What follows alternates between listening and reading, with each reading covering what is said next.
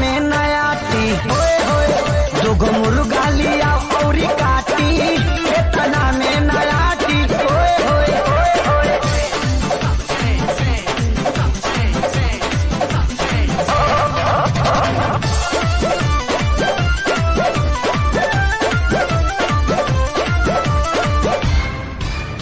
लागे आशीष चंदन नदी हले विकास वाला पैसा मनोज ले ली हले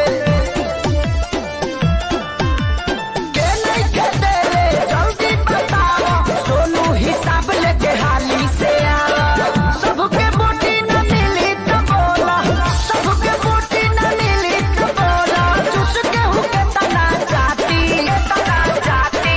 नया साल के बिगड़ जाई पार्टी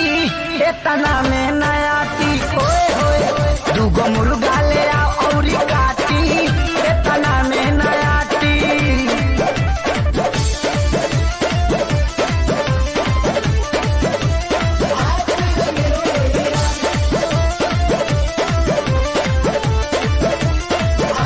अभी तक पर ना बुलबुल आई है पंकज पवन के संगे ले आई है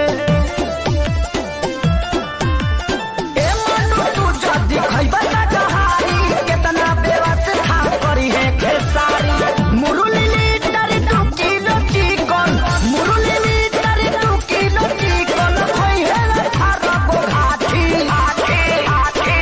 नया साल के बिगड़ जाई पार्टी इतना में नया टी होए होए दुगो मुर्गा लिया और